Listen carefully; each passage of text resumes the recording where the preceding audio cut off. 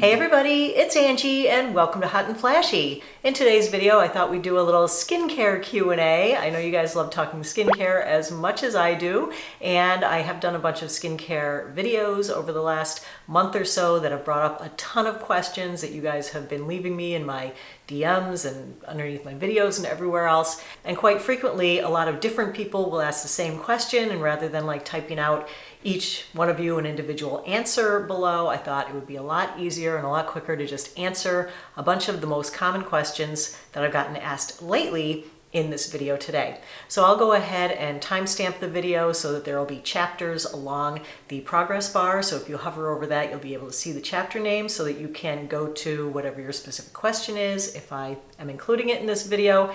And if I don't include it in this video, go ahead and leave me what other questions you might have in the comments below this video, because skincare Q&As are always fun to do. I always enjoy like looking up the information that you guys want to know if I don't know it off the top of my head. And you know, who knows, you may have new ones, and that could be the springboard for the next skincare Q&A. All right, so we have a lot to go over in today's video, so let's just jump right in. The question is, how do you battle the dry flakiness caused by tretinoin? And I think that anyone who's using tretinoin has been subjected to some of the flakiness at some point in time. It is one of the side effects of using tretinoin. As we know, tretinoin is the gold standard of anti-aging. It is our most effective topical ingredient that we can put on our skin that will cause more collagen production, that will reduce our wrinkles, that turns over the outer layer, the dead layer of skin more quickly so that it reveals newer, more plump, brighter skin. But while that sloughing is going on and you've got these little friends hanging off your face, waving at everybody, it makes it hard.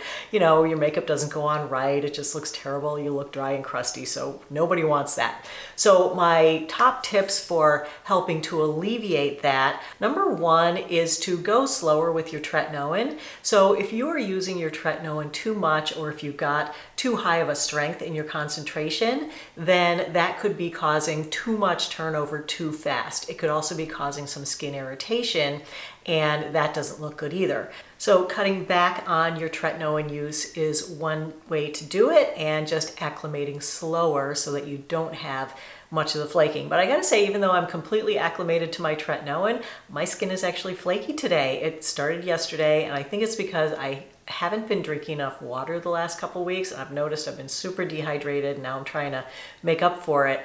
One of my favorite things is to use an exfoliating washcloth, or to exfoliate a little bit more, but not in a harsh way. This is the exfoliating cloth that I use. It's called the Wonder Cloth, and I love this guy. But it's not a harsh exfoliation. You know, I'm not talking about like scrubbing at your skin or picking the flakes off. I think you should always be really super gentle with your skin. I usually don't use this in the morning at all. I usually just use my hands. But if my skin is a little flaky, I'll get my Wonder Cloth and I'll just gently buff away the spots that have a little bit of flakiness. The other thing that you can do is you can start with a very mild exfoliant that you use maybe a couple of mornings a week. If you're using my skincare routine, you might already be using this. This is the ordinary lactic acid 5%. They also make a 10%, which you might be using if you do my skincare routine. I like to use the 10%, but I feel like if you're just gonna start with it, the 5% is definitely the way to go. So this is like a daily lactic acid treatment. I would use it in the morning if you're using tretinoin at night. This is a chemical exfoliant, and what it does is it dissolves the glue that holds your skin cells on, so it can increase your skin cell turnover a little bit more. It's not going to be the kind of thing that it's super aggressive and it makes all your skin cells pop off overnight, but I think using this in combination with tretinoin over time is what's helped me to have less flakiness in general. This also is moisturizing for the skin, and it helps your skin to produce more ceramides, which are fatty lipids, which help to keep your skin moisturized from the inside out. So that's something else that you can do. Then something else that you can try is slugging. I don't know if you guys have heard of this trend, but it's basically where you take some kind of a greasy emollient cream or lotion or petrolatum, and you slather your face all up with it, any place that you have dryness, and you just sleep in that all night. So you can use just plain old like Vaseline. You can use Aquaphor, but that does have lanolin in it, so you have to be careful of that. What I like to use for slugging is the CeraVe Skin Renewing Gel Oil. This has ceramides in it, and it is a greasy base, but it's not a super heavy greasy base. So like if I get it on my pillow, it doesn't leave a grease slick, but I really like this one. So basically I do my entire skincare routine at night, and then after my final moisturizer, I just take a big gloober of this and I just slather it all over my face and all over my neck. Basically what it does is just trap the water and all the moisturizers into your skin overnight. You can also try to use a heavier weight overnight moisturizer. The ones that I recommend are the Olay Regenerist Night Recovery Cream. This one has great ingredients and it has a lot of occlusive ingredients. I've also just recently started using this Body Mary Night Cream. This has peptides and niacinamide, but in general, you can't expect your flakiness to go away like overnight. It usually takes a few days to like a week to fully subside. And since we're talking about tretinoin, let's talk about where I get my tretinoin, because you guys have had so many questions for me lately about Agency, which is the sister company to Curology. You guys might know that I've been a Curology ambassador for about 3 or so years, and I recently decided to switch over and try their sister company formula, which is called Agency. So these are both companies that can provide you with your prescription tretinoin, and I'm an ambassador for both, and so this portion of the video where I'm going to answer your questions about them will be sponsored by Agency Curology. They're both great services. They deliver right to your door. They're custom formulations that can include tretinoin as well as a number of other active ingredients. I just love the convenience of being able to take a few pictures of my skin, upload it to their website, and then get a consultation one-on-one with a dermatology provider who then puts together my custom formula based on what my skincare concerns are, whether they are acne concerns or aging concerns. They have a formula that can help me out. So the first question is, Angie, I want to use Curology, but the Agency sounds more anti-aging. Which do I choose? So I wish I could tell you which one to choose, but I really can't. It's going to depend on your skin, your budget, which ingredients you think you might want in your skincare. But just to give you the differences in a nutshell, Curology was originally developed for the needs of people with acne, but then they developed the sister company, Agency, more for the needs of people with aging skin. There are some overlap in the ingredients between the two, but there's also some ingredients that you can't get with Agency that you can get with Curology, and vice versa. So if your main issue is aging skin, but you're also suffering from acne, then Curology could be the one for you. But if you don't have any acne, you could just go with Agency. On the other hand, if your budget is tight and you just want to get the tretinoin and you don't need as many active ingredients, you could stick with Curology anyway because it is a little bit less expensive every month. The main difference between them is that Curology gives you 3 active ingredients in every bottle and Agency gives you 4 active ingredients in every bottle. Both services offer a tretinoin-based formula, and both services also offer a dark spot formula now. So with both services, you can get the tretinoin main formula and you can also get the dark spot formula with hydroquinone. Both services will cycle you on and off your hydroquinone so that you're using it safely. So let me just put up on the screen the active ingredients that you have to formulate with in each product. So I'll put the Curology ones over here and I'll put the Agency Future Formula ones over here. And as you can see, they're very similar. You can get tretinoin with both formulations, you can get azelaic acid with both formulations, you can get niacinamide with both formulations, you can get tranexamic acid with both formulations. Curology offers other things to fight acne like clindamycin, which I used to be on, zinc pyrithione, metronidazole, and ivermectin. The base is no different between these two. It's just a matter of if you're going to get 3 active ingredients from this list or 4 active ingredients from this list. And now for the 2 dark spot formulas, let me put up the ingredients for those. So Curology will be on this side again, and Agency will be on this side. So as you can see, you can get hydroquinone, azelaic acid, hydrocortisone, kojic acid with both formulas, but Agency also offers green tea extract and resveratrol. So with the Curology dark spot formula, you would get 3 of these active ingredients, and with the Agency dark spot formula, you would get 4 of these active ingredients. And again, there's no difference in the base formula that those ingredients go into. All right, the next question was, Angie, can you explain why Agency is $20 more expensive than Curology? I want to change, but it doesn't seem worth it. The basic pricing structure for the future formula with Agency is that it ships every 2 months and it's $60 every 2 months. So that makes it $30 a month. So comparing that directly to your Curology custom formula, this would ship every 2 months as well, but this would be $39.90 per shipment, so that makes it $19.95 a month. So this is $20 a month, and this is $30 a month. So it's not $20 more expensive. What you're getting is 3 active ingredients for $20 a month and 4 active ingredients for $30 a month. Okay, so $10 more for this one, but 1 extra active ingredient. Then if you were to buy the Agency dark spot formula, but not the future formula, this would retail for $52 per shipment every 2 months, which makes it $26 a month. But if you do go ahead and get both the future formula and the dark spot formula with Agency, then they give you a $10 a month discount on the bundle. So you end up paying $92 per shipment, which is $46 a month. Now, if you went ahead with your Curology and you wanted to get your dark spot formula through Curology, instead of $39.90 per shipment, it would be $79.80 per shipment for 2 months. So that means it would be $39.90. Let me just throw this bottle in here so we can pretend that it's the future formula. And that comes down to $39.90 for 1 month. So let's just round it to $40 per month for getting 3 active ingredients in each tube. And the price difference if you buy both is only $6 a month. Okay, does that make sense? I hope so. All right, next Agency Curology question. I used Curology and recently canceled because it was mostly for acne, which I don't suffer from. I tried to sign up for the Agency, took the quiz, uploaded my pics, and paid the $4.95, and it was refunded to me because they said I can only have 1 active account. What is happening? I tried doing it twice and still they kept refunding my money.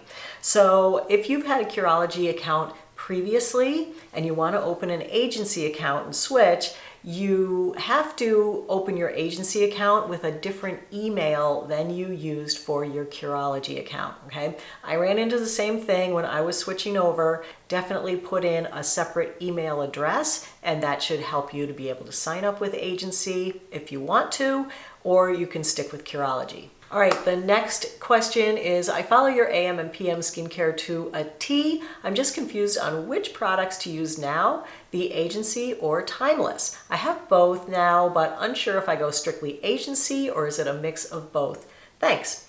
So I, use my Agency stuff, but I also use all my Timeless stuff. And here's the reason. I feel like each ingredient that has been proven by some studies to work is an added thing that my skin needs. Like, I don't think that using just one ingredient, I would have had the same results, over time as I've had using all these different ingredients. I really do think that just based on my own skin, it does take a village. Like, skin is such a complicated organ. It's so complex. It has so many different pathways. It ages, that it shows signs of photo aging, that it shows you ways that it's unhappy. And it just needs so much more than like one thing or one ingredient, which is what I love about Agency and Curology, is that they give you the ability to have multiple ingredients in one product. But I still see a place for these guys because, second to my tretinoin in importance to me is my vitamin C serum. And, with Agency, they don't offer a vitamin C serum that's an L-ascorbic acid. L-ascorbic acid-based vitamin C is so important to get in your skincare routine. And so, I'm not going to drop this out. If you feel like you can get everything you need in your skincare routine just from using Agency, then you could drop everything else. But for me, I think it's really important to get the other ingredients. I feel like using an alpha hydroxy acid is super important, and Agency doesn't offer an alpha hydroxy acid, so I continue to use my ordinary alpha hydroxy acid, you know, my lactic acid. They don't offer matrixyl, they don't offer CoQ10, so that's why I continue to use these guys, because they all have different pathways to help different things on your skin. You know, you want to reduce your spots, you also want to reduce your wrinkles, but you want your skin to be brighter, and that's where vitamin C comes in. You want your skin to produce more collagen, which is, you know, what tretinoin is mainly for, but there's lots of other pathways to producing collagen, and why not hit all those different pathways to producing collagen? These are all things that I use in the morning in my morning skincare routine when I don't use this. And then the only thing from Agency that I use in the morning is the Future formula, and it's really just a spot treatment. So I don't think that you can really drop out all this stuff, because then what would your morning skincare routine be? Like wash your face and sunscreen? I guess you could do that, but I just feel like these have helped my skin so much to look so much better that, you know, I wouldn't want to go without them. All right, the next bunch of questions are on red light therapy. Last Friday I put up a video on the best LED masks for using red light therapy, and I got so many questions. So one of the most common ones was, what about hyperpigmentation when using these? How is it affected, negative, positive, or neutral? And also, I would love to buy the Omnilux mask, but I have melasma. I'm afraid that the light would make it worse. All right, so I went back and I looked at a lot of the studies that were done on red light and near infrared light for anti-aging. And while it did talk a lot about, you know, the collagen production, collagen density, elastin, its circulation and blood flow increase, reduction in wrinkles in the eye area, most of the studies did mention improvement in signs of skin's photoaging. So that would make me think that it does decrease dark spots. And I gotta say that in my use of it, I did notice that some of my dark spots did decrease. So I went on the Omnilux website just to see if they had anything to say about it, and they had a question in their frequently asked questions about dark spots and melasma. So here's their answer. The red and near infrared wavelengths used in our contour devices, those are the ones that I use, that I recommend, have been shown to decrease pigmentation, not to increase it. Although we are FDA cleared for treating fine lines and wrinkles, studies and anecdotal data have shown benefit in reducing the overall appearance of sun damage and pigmentation. As melasma is a hormonal condition, it can be difficult to treat. While there have been some reports of melasma improvement using red and near infrared light, Omnilux Contour has not been specifically tested for this condition, but it should not make your melasma worse. So, you know, I'm not a doctor, I don't have melasma, so I can't really speak to it myself. It is a medical condition. From what I have read about it, it is really hard to treat, and I get that it's frustrating and you don't want to do anything to make it worse. I would recommend seeing a dermatologist and asking them. You know, you have to do what's right for your skin. I guess that's my message throughout this whole video, is you have to do what's right for your skin. And, you know, if your melasma is really tough and it really, you know, a lot of things trigger it, you know, and you're worried about it, then maybe you should pass on this one. Or if your melasma is only in a certain area, you know, maybe you don't want a full face mask. Maybe you just want like the attachment that goes on the new face, because that one actually had really good specs on it, and then you could just spot treat certain areas, maybe around your eyes or whatever, or, you know, different parts of your face. And I think LightStim was also a good handheld that you could just hold it in different areas. So maybe something like that would be better for you. But, you know, you got to do what's right for your skin. Another popular question below that video was about using your Omnilux red light mask for your hair, for hair growth, because there are studies showing that red light is also effective at hair growth. And you guys know I use a red light device. I use my Hair Max Laser Band 82, been using it for a few years, love the thing, really saw great results with that. But I'm not sure that it's the same wavelength that you can use for both. So with the face masks, the red light wavelength is 633 nanometers, and with the hair growth, the wavelength that's been the most effective is 650. Now that doesn't seem like a huge difference, but it might be enough of a difference that your face thing isn't going to work on your hair. I know there were a lot of people in the comments who said, oh yeah, I stick mine on top of my head and I've noticed a difference. So, you know, I'm not saying that it can't make a difference. I'm just not 100% sure if you're going to get the best results with that. And also where the masks are giving you more than just red light. I haven't seen anything in the literature on red light for hair growth include near infrared. And so I don't know what the effect of near infrared would be on your scalp or on your hair follicles. That's kind of an unknown. I don't know if it would be good or detrimental. So that's something that you also maybe want to take into consideration if you're putting your face red light mask on your head to grow hair. Someone asks, I have the Eye Restore hair cap. Do you use the Omnilux on the same day that you do the Hair Max band, or do you still use it? Yeah, I still use it, and sometimes it's on the same day as when I use my Omnilux mask, and sometimes it's not, but I don't think it makes a difference because, again, two different wavelengths, they're kind of doing two different things. So I am fine using them both on the same day. All right, the next question is on clean beauty. So I was wondering what your thoughts were on clean makeup, and I'm gonna throw in clean skincare and talk about clean beauty in general. This is a topic that you guys have been asking me about for years, and I've kind of tried to just stay out of it because I feel like people have very strong opinions on it. Like every once in a while I'll get a comment from someone saying, you know, oh, I really love your foundation reviews, but I wish you would just review some clean foundations. And I'm like, I have reviewed clean foundations, plenty of them, but I'm not like I only do clean, because I don't really think that clean is anything that can be quantified or measured or has a standard definition. I mean, the term clean beauty is a marketing term. It doesn't mean anything in the real world of ingredients and what goes into a foundation.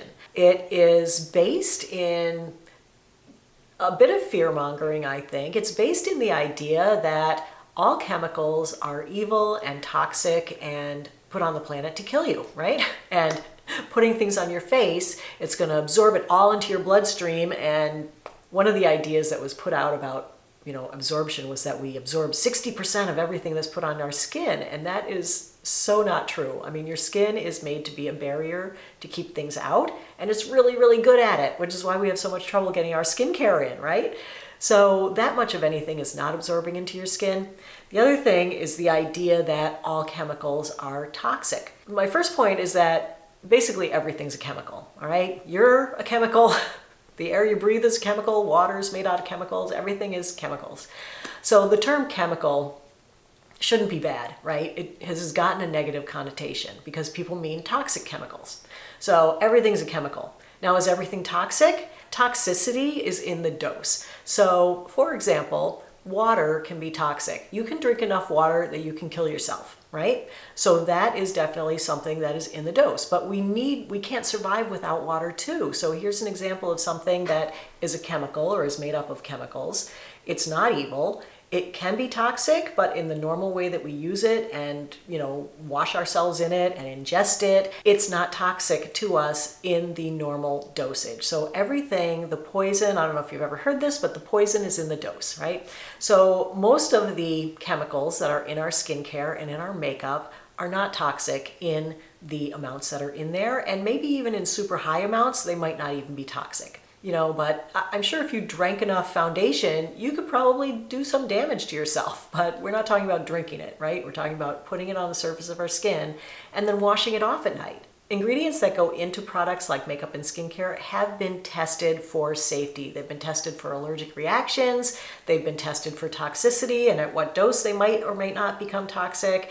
And so the industry knows what level you can put things in there and have it be a safe product for you to use. So the idea that like everything prior to the clean movement was toxic and unsafe and you had to load in a bunch of botanical oils and things that were closer to nature to make your skincare and your makeup safer it's kind of a false idea, because, you know, botanicals and things from nature can be just as toxic and just as bad for you as a chemical that goes into a skincare or makeup that's made in a lab. And a lot of times the lab stuff is safer because they know exactly what went into it and they are hypoallergenic, or they've already been shown not to cause any kind of allergic reaction or not to be unsafe in any way. Whereas if you put in rosemary oil or lavender oil or a fragrance ingredient, a lot of those things cause reactions in people's skin that are not good. Like I can't use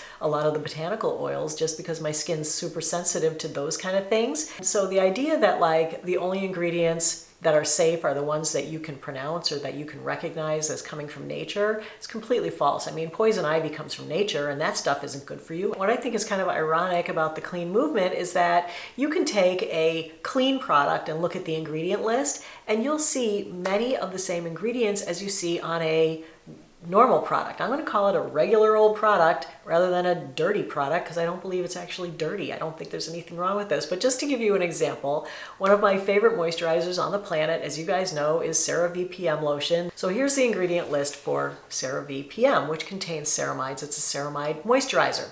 So I looked for another ceramide moisturizer that was clean, and I came up with the Drunk Elephant Lala Retro Whipped Moisturizer with ceramides. The CeraVe is $15 for 3 ounces. The Drunk Elephant is $60 for 1.7 ounces. So take a look at these ingredient lists. The first 3 ingredients are identical. The first 4 to 5 ingredients are what makes up 90% of the formula. Everything else is in there in much less. But then looking down the rest of the list, they have a lot of very similar ingredients in it. There are the same ceramides in it. They both contain xanthan gum, caprylyl glycol, phenoxyethanol, ethyl hexyl glycerin. They both contain sodium hyaluronate. They both contain cetyl alcohol. They both contain sodium lauryl lactolite. So there are a lot of similarities between these 2 ingredient lists. The Drunk Elephant is a lot longer with a lot of other stuff thrown in, but in their core, they're both delivering ceramides in a pretty similar base. Just one has a lot of other natural sounding things thrown in. I feel like it's really good to take a closer look at ingredients in anything, but I don't feel like it's good to claim that there's some huge difference in, say, 2 products like that, where there really isn't a big difference, charge a huge amount of money for one, and say this is going to be safer for you. Because I don't see anything in this CeraVe ingredient list that makes it any less safe than what's in this Drunk Elephant ingredient list. I know we all want to be safer, but I'm not sure that labeling things clean is the way to do it because I'm not sure that it actually gives you any real safety. I feel like it might give you a false sense of safety. I'm not sure it gives you any actual real safety in the real world. All right, next question is on lash growth serums. A lot of people warn me about using lash growth serums. You guys know I've been using Revitalash for years. I love it. It really helps my lashes to be longer and fuller and curlier and my brows to grow in. But a lot of people have been writing in and saying that a lot of the dermatologists on YouTube have been recommending that you don't use it because of the side effects. And so here's the typical question. Hi, Angie. I just watched a video from, won't say, this is not a dermatologist, by the way. It's about the side effects from using an ingredient in many lash growth serums, including Latisse, which is the prescription version, which she uses, and Revitalash, which you use, meaning me. It reduces the fat pads on the eyes and causes redness on and around the eye. It ages the eyes. Would you watch this video and tell us what you think about it? So sure, I watched the video and I've watched a number of other videos, and I understand where the concern comes from because the active ingredient in Latisse is called bimatoprost. It's FDA approved and it's by prescription only. Let's look at the Latisse side effects. I went right to the Latisse website. The most common side effects after using Latisse solution are an itching sensation in the eyes and or eye redness. This was reported in approximately 4% of patients. Latisse solution may cause other less common side effects, so less than 4%, which typically occur on the skin close to where Latisse is applied or in the eyes. These include skin darkening, eye irritation, dryness of the eyes, and redness of the eyelids. It went on to say that bimatoprost was generally safe and well tolerated and appears to provide an additional option for individuals looking to improve the appearance of their eyelashes. So even with the strongest version, the one that's FDA approved and only available by prescription, those side effects were seen in up to 4% of people who used it. So there's another 96% of people out there who use them and never have those side effects. I mean, if you just want to be like, oh my God, this happens in 4% of the people, so I'm not going to use it, that's fine. But that's the thing with medications and how they get approved is the benefit outweighs the risk of using it. So then enter like Revitalash, Rapid Lash, those kind of things. Those don't have bimatoprost in them. They have a different prostaglandin derivative. So it's not the same. It's not the prescription strength one.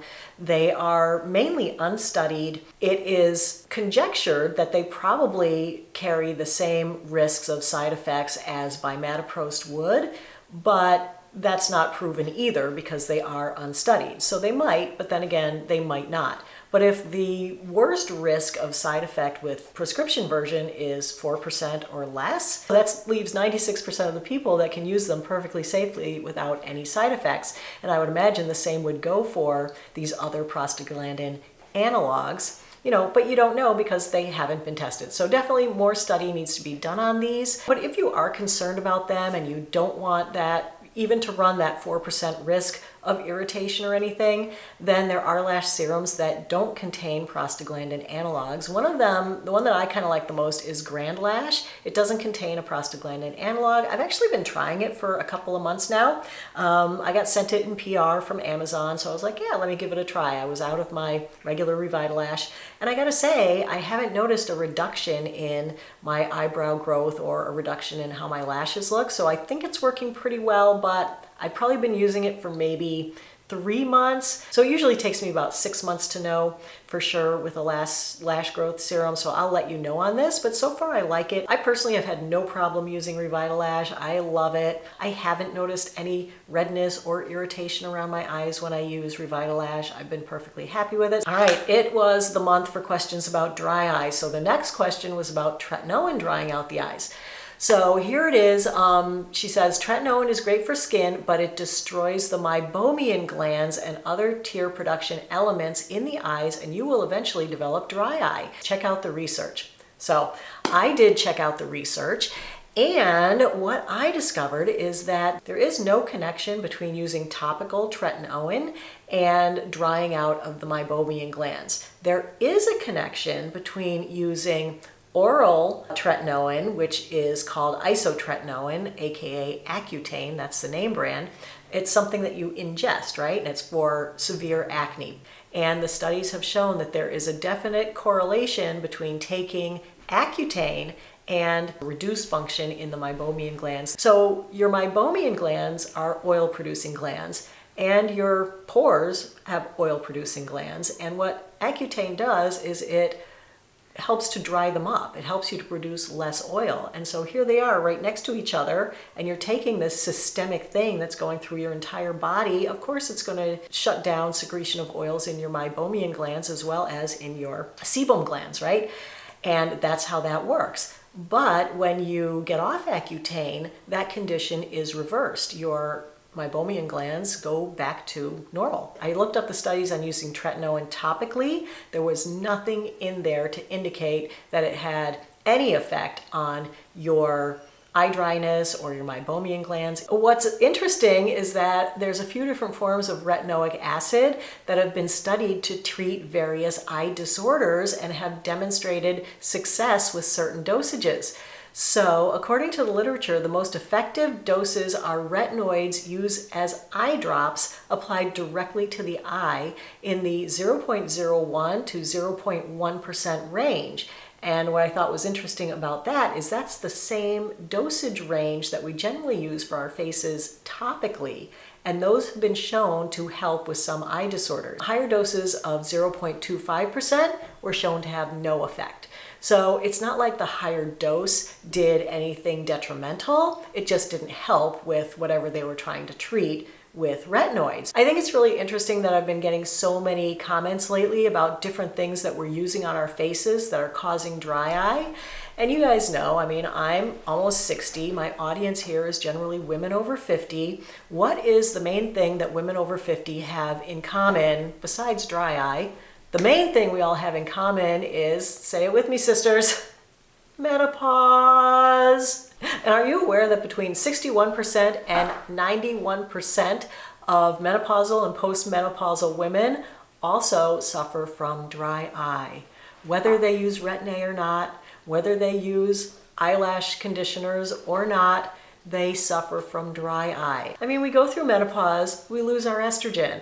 It's the hormone that keeps everything in our bodies lubricated. So why would our eyes be any different? You know, they kind of converge on us at the same time. Like, at what age do you start losing your eyebrows and do your lashes become sparse? Menopause. You know, at what age do your wrinkles start becoming more obvious so that you want to start tretinoin to do something about them? Menopause. It just happens to coincide. It's like the perfect storm of things coming together. And you're like, wait, why are my eyes so dry? Is it because of this? Is it because of this? You know, most likely it's not. Most likely it's due to menopause, and it's just a coincidence that you happen to start these things at the same time. So anyway, I think that is enough skincare questions for today. Those are the only ones that I pulled out. I knew the answers for them were going to be complicated and long. As I said, you guys make me go on these deep dives into the literature. So if you sat through the whole thing, thank you so much for sticking with me. If you have any other skincare questions, definitely leave them in the comments below the video. If you're interested in checking out Agency or Curology or any of the products I showed you today, definitely check out the links below the video. And so that's it for today. As always, I thank you so much for your time. I really appreciate your watching. I hope you have a great day, and I will see you in the next video. Take care, everybody. Bye-bye.